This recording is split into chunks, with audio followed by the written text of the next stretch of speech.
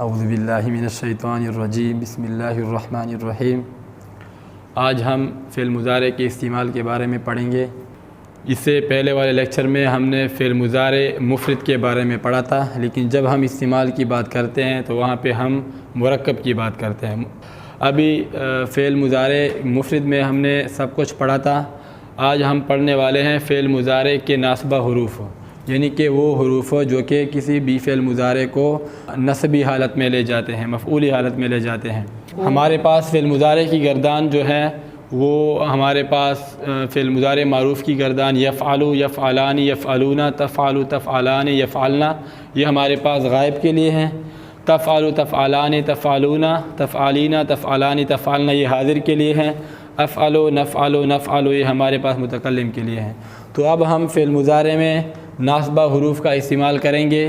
ہمارے پاس ناصبہ حروف فعل مضارع میں استعمال ہونے والے 5 ہیں: ان، لن، اذن، کئی جسے ہم لام کئی کہتے ہیں، اور حتی۔ ان ہمارے پاس یہ کہ لن نصبرا، لن ہمارے پاس زوردار نفی پیدا کرتا ہے اور حال کا ترجمہ ختم کر کے مستقبل میں لے جاتا ہے۔ پھر ہمارے پاس اذن ہے، پھر کئی ہے جسے ہم لام کئی کہتے ہیں، اور پھر ہمارے پاس حتی ہے۔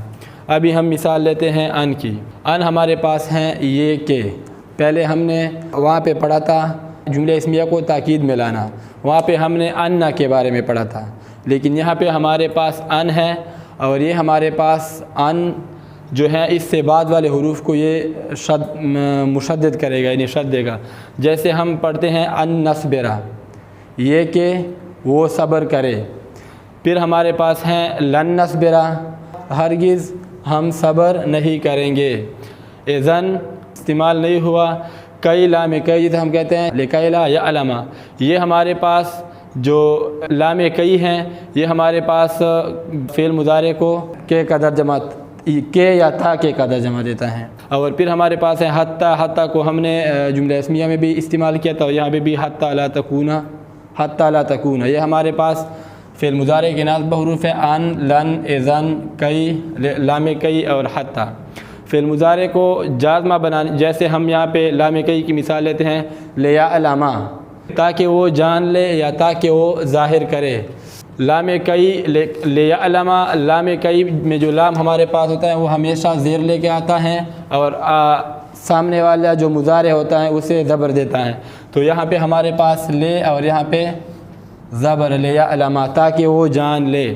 اس کے بعد ہمارے پاس ہیں مضارع کے جازمہ حروف، یعنی جو وہ حروف جو کسی بھی مضارع کو حالت جزم میں لے جاتے ہیں۔ تو یہ ہمارے پاس 4 ہیں: لم، لما، لام امر اور لام نہی۔ لم تنذرہم لا یؤمنون، یا ہم کہتے ہیں لم یذهبوا وہ نہیں گئے، اور ہمارے پاس لما جو ہے یہ زوردار نفی پیدا کرتا ہے، لما ابھی تک نہیں گئے، جیسے مثال کے طور پر وَلَمَّا يَأْتِكُم مَّثَلُ الَّذِينَ۔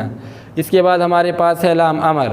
لام امر میں ہمارے پاس کسی چیز کا حکم دیا جاتا ہے لام کے ذریعے، جزم لام کے ذریعے، جیسے وَلْتَنْظُرْ نَفْسٌ مَّا قَدَّمَتْ لِغَدٍ جو ہم قرآن مجید میں پڑھتے ہیں۔ تو یہاں پہ اس نے تنظر کو کیا دیا ہے؟ جزم دیا ہے، لیکن یہاں پہ جو ہمارے پاس ولتنظر ہے یہ صیغہ آیا ہمارے پاس یہاں سے تفعل سے۔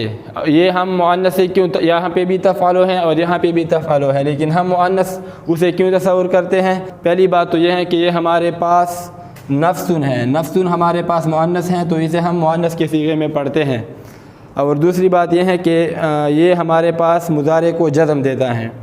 اس کے بعد ہمارے پاس ہے لائے نہیں۔ لام امر کے 2 جز ہو جاتے ہیں، ایک ہمارے پاس حاضر کے لیے ہوتا ہے اور دوسرا ہمارے پاس غائب اور متکلم کے لیے ہوتا ہے۔ جیسے یہاں پہ یا ایھا الناس اعبدوا ربکم الذی، یہاں پہ ہمارے پاس عبدا سے تعبدو مضارع بنا، یہ جب اس کے ساتھ لگے گا تو یہ اعبد بن جائے گا۔ یہاں پہ یا ایھا الناس اعبدوا، تو یہ ہمارے پاس جو یہاں پہ اعبدوا ہے یہ ہمارے پاس جمع کا صیغہ ہے، یہاں پہ ہمارے پاس ہیں، تو یہ ہمارے پاس مضارع کے جازمہ حروف ہے لم، لما، لام امر اور لام نہی۔ اس کے ذریعے ہمارے پاس جو مضارع ہوتے ہیں وہ جزمی حالت میں لائے جاتے ہیں، اور فعل مضارع کے ناصبہ حروف میں ہمارے پاس جو مضارع ہوتے ہیں وہ مفعولی حالت میں لائے جاتے ہیں۔